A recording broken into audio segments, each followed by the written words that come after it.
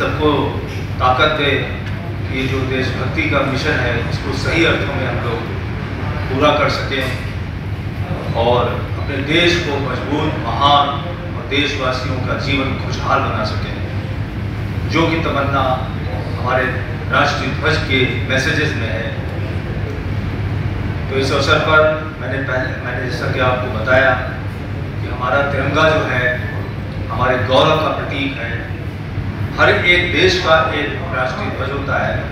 और वो उनके गौरव का प्रतीक होता है। और करीब पूरे विश्व में जितने भी शक्तिशाली देश हैं उन सब का एक राष्ट्रीय ध्वज होता है।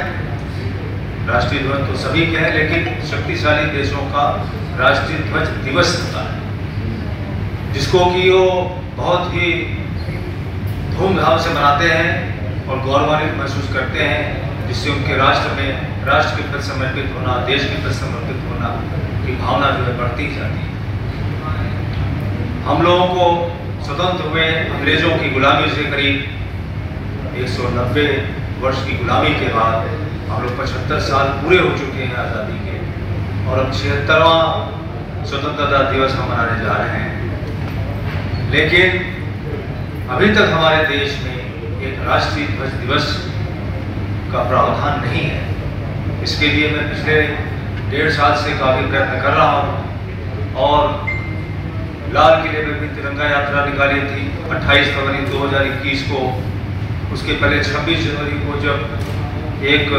लाल किले के प्रांगण में ही तिरंगे की शान के खिलाफ एक गलत कार्य हुआ था,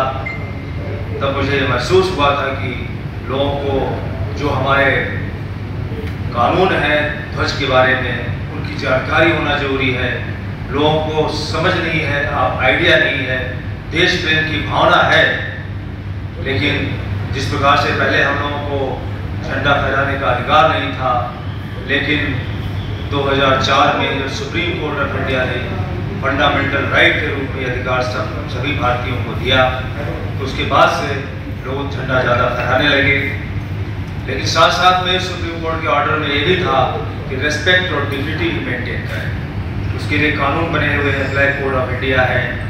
और रूल्स रेगुलेशन है, नेशनल ऑनर एक्ट है, एम्ब्लेम्स एक्ट है। तो उन सभी को की जानकारी अगर पब्लिक को हो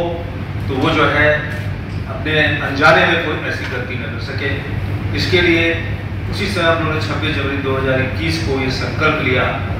कि हम लोग इसके बारे में जागरूकता फैलाएंगे और साथ ही साथ इसके सम्मान के अलावा जो दूसरी बात है कि जो तिरंगे के पीछे जो आदर्श छिपे हुए हैं, जो भावना छुपी हुई है, केसरिया रंग त्याग और बलिदान का प्रतीक है कि हमारे स्वतंत्रता सेनानियों ने, उनके परिवारों ने, मिलियंस लोगों ने किस प्रकार से अपनी जान की कुर्बानी दी हम लोगों के हित के लिए, तो वो चीज़ उन्होंने किया। तो ऐसे में ये लंबे समय से मैं देख रहा हूँ कि जो अपना सफ़ेद रंग है ये सत्य के मार्ग पे चलने के लिए और शांति के मार्ग पे चलने की प्रेरणा देता है। एक ये आदर्श है। तीसरा जो ये इसका हरा रंग है, या ये बताता है शौर्य की, मेहनत की और एक खुशहाल भारत निर्माण की, सशक्त भारत निर्माण की प्रेरणा देता है। और जो इसका नीला रंग है और जो इसमें 24 शलाखाएँ हैं वो ये बताती हैं कि हमें 24 घंटे जिस प्रकार से आकाश अनंत है, उसकी कोई ऊंचाई की सीमा नहीं है, उसी प्रकार से हमें हमेशा जो है इस उद्देश्यों की पूर्ति के लिए सतत प्रयास करते रहना होगा। तो ये इतनी बड़ी भावनाएं जो हैं, जैसे हमारे देश विभिन्नताओं से भरा हुआ है, कास्ट के आधार पर, अपना धर्म के आधार पर, लैंग्वेजेस के आधार पर, क्षेत्र के आधार पर इतनी विषमताएं हैं, क्लास के आधार पर, आर्थिक रूप से भी इतनी भी विषमताएं हैं, विभिन्नताएं हैं कि उनको उनमें एक सूत्र में पिरोता है ये